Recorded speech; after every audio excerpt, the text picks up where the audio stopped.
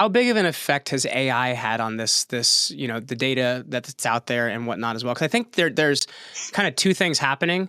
Like it's kind of sexy to say AI at the moment. So people are saying a lot of things are AI that are just algorithms that have been around for, 20 years as well.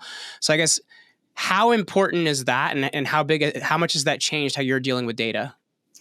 You're absolutely right. AI is the cool new kid at school. It's the pretty girl. It's Bitcoin for 2024, right? It's the pretty girl at prom that just showed up without a date, right? Everybody wants to talk about it, be about it. The fact of the matter is this.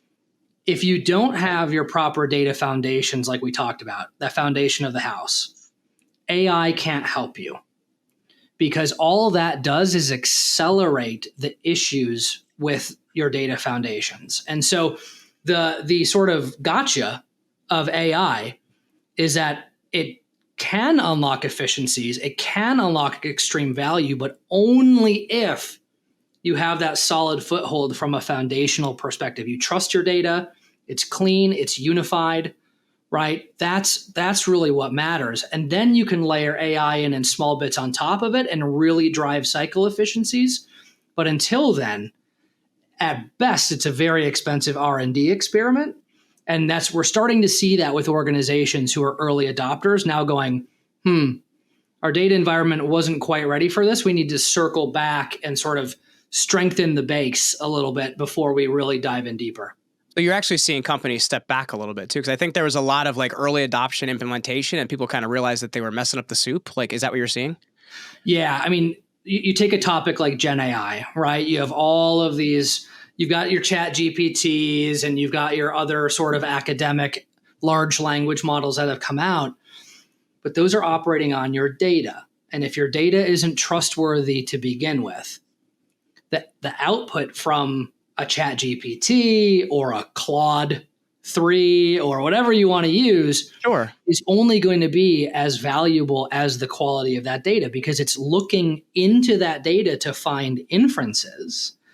And if the inferences are wrong, then the answers are going to be wrong and the outputs are going to be wrong. Now imagine expanding that to a company en masse, only to see that everyone's now working with troubled data.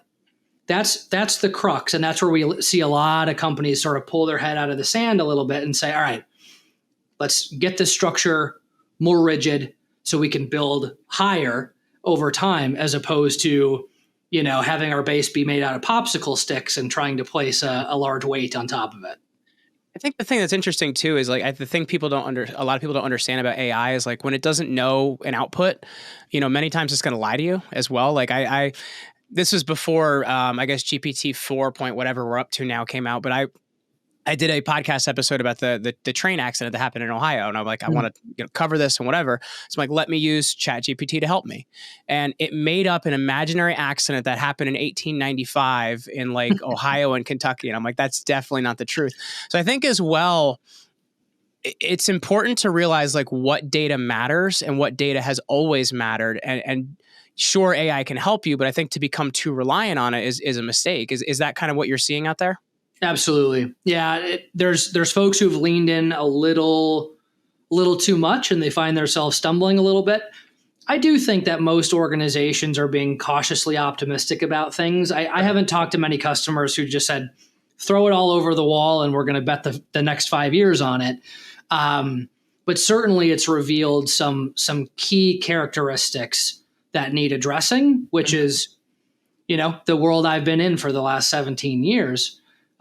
It's interesting that more advanced topics are now driving the foundational topics, as opposed to what I originally thought would be completely inverted. Yeah. Let's start foundational and then get advanced. No, we want to get there. Tell us how. All right, well, we're going to start a few chapters back, and that's going to allow us to get through the book a little more smoothly.